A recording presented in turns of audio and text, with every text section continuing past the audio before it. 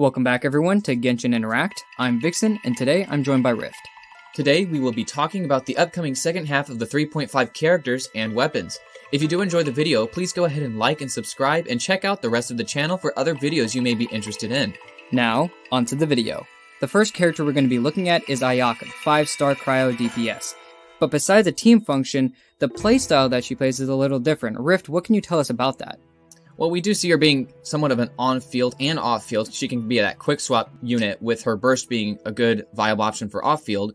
Her skill does a quick instance of cryo damage, which is a little bit of extra damage for the team and good application. Her burst throws out that blizzard of cryo and still goes without her being on-field. Seeing similar characters, Vixen, what can we see there? When we look at kind of Ayaka's burst, I definitely go right to immediately thinking about Ganyu. I don't know about you, but there's so many good things that she does, and her burst is off-field as well. Right, so both of those bursts being off-field, there's both good application there for both of those characters, which make them both good for things like freeze teams, or even like reverse melt teams, some stuff like that, just because you can throw their bursts out, switch to a different character, and have some good reactions there. Also, what is another character you think of, Vixen? I mean, the next person that comes into thought is maybe the only other Cryo DPS, which is maybe Chongyun. And another kind of idea with him that's similar to Ayaka is that they both have infusions, and besides their infusions, he still is a little underpowered in maybe the 4-star category and maybe his different ascension stats and stuff like that. You should still go for Ayaka, even if you have a Chongyun, even a little bit higher investment, because you can put his stuff on her. What's the other 5-star character we're looking at? Well, on the other side of the banner, we're also looking at Shenhe. And what can you tell us a few things about her team function there? My thought is a little bit of a support, but as well a little bit of a sub-DPS role. And, you know, she ascends into attack percent, a lot of things giving her attack. She can do some good damage off-field. And speaking off-field, what is her playstyle like? Her skill can buff skills, bursts, normals, charts, and plunges of all other party members. So she's pretty varied in how she can buff the team. So exactly, I think that it's definitely a little weird. A lot of people think Shenhe's only good for like cryo teams. That's a little bit weird that she can kind of play different roles.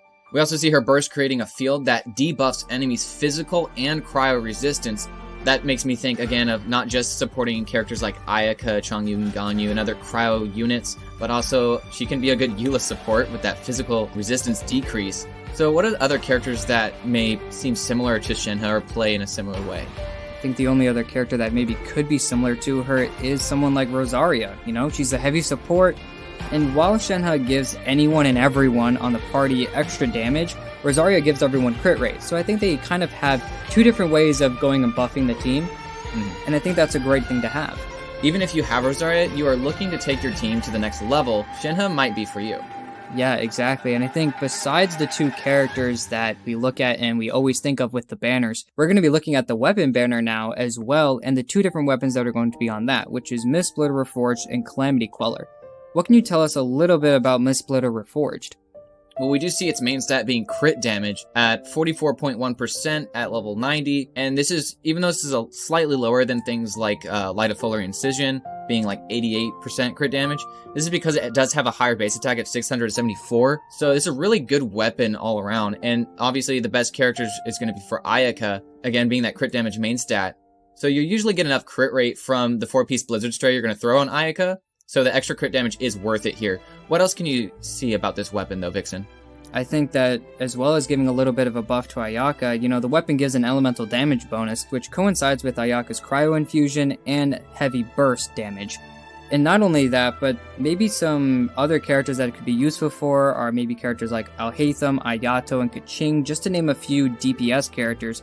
And that's solely because of the crit damage that this weapon gives and its elemental damage bonus. It fits so many people. Yeah, and even the high base attack too at 674. The only other weapon like that is Aquila. So you can even throw this on a Bennett if you don't have Aquila, make your Bennett give the highest base attack bonus possible.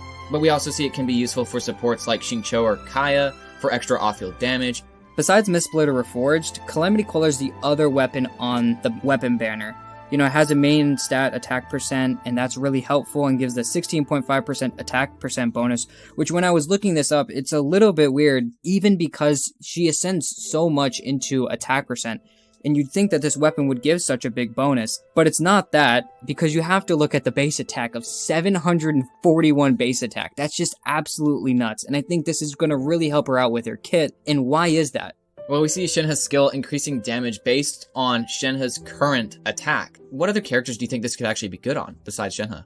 I think characters like Sino and Zhao, something we didn't say a second ago is that Calamity Queller increases elemental damage bonus similar to Mistblade or Reforged. And because of the high base attack given, the weapon also gives that elemental damage bonus and extra attack after using a skill, which is why characters like Sino, Zhao, and as well, obviously, Shenhe, they're all going to be using their skills consistently, and they're just going to be stacking even more attack percent on top of them.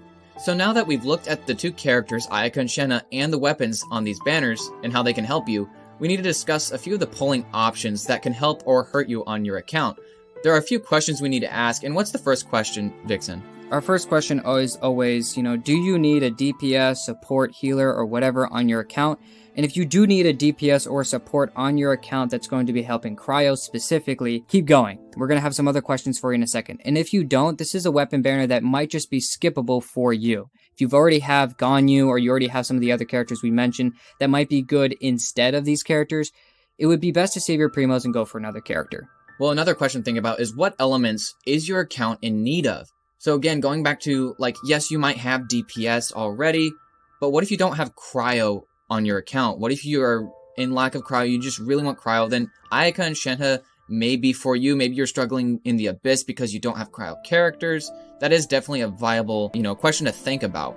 I totally like the idea of just freeze comps in and of themselves. Me being without a Cryo DPS, it's been really annoying to try to deal with Electro anything at this point that just has a shield, like Raiden, as well as the big boss, as well. That's true. Weekly bosses. And I have the same problem too. I don't have very many Cryo characters. Like I have Layla, Diona, I have some of the 4-star supports, but I don't have a 5-star Cryo. So I'm really excited for this banner. Right, and another question we look at is, do you have the resources to properly invest into the characters you are pulling? A lot of people immediately are thinking beforehand, which is why we try to put these videos out before the banner comes out, so that you have a little bit of time to get ready for the characters. And if you're not at the point where you can properly invest in these characters, it might be a good decision to put this banner off because of that. Another question to ask yourself is, what kinds of teams are you trying to build? Especially if you're thinking in the Spiral Abyss setting. It's important to build two separate teams that are both really good for this reason. Ayaka is a great Cryo DPS, probably the best, but if you do have Ganyu, it might be worth it to skip her and go after someone else to complete your account. Although Shenhe can give anyone extra damage, she does sit the best in a Cryo-heavy team. Other 5-star supports that fix the flex spot better to fit in any team, like Kazuha or Zhongli, will be better supports to go after than Shenhe, just because even though she does buff a lot of people's damage, she does sit very heavily in a Cryo-specific team. At the end of the day, you have to just look at your account and figure out what roles do you have filled or not filled as far as a DPS or support characters are looking at, and going all the way down to looking at different sets of characters and teams that you need. So weighing the dangers from new free-to-play players and veteran free-to-play players, and then also whale points of view, we always have three things we think about here. And for free-to-play players, you should typically always invest in multifunctional characters who can be used in all kinds of teams. Veteran players, whether you're free-to-play or not, can go after some a little bit more niche characters like specifically Shenhe on this banner. If you already have some good lineups at this point, like for Good for Domains, 2 good teams for the Abyss, a lot of these things are kind of already on your account, so definitely take the time and effort to look at your account and figure out whether these two characters are good for you. If you are a high spender though, we should look into what constellations will actually benefit your characters the most. As a general rule, most good constellations other than the C6 of course are C1 and C2 for a majority of characters in the game. Also, a few C4s are really good if you're wanting to go even more high spending on that route. But at the end of the day, always pull for a character you want. We hope that this video could help you decide on whether these characters coming up on this next banner are for you. As always, if you have any suggestions that may help other players, go ahead and let us know in the comments. Thank you again for watching the video, and we'll see you in the next one.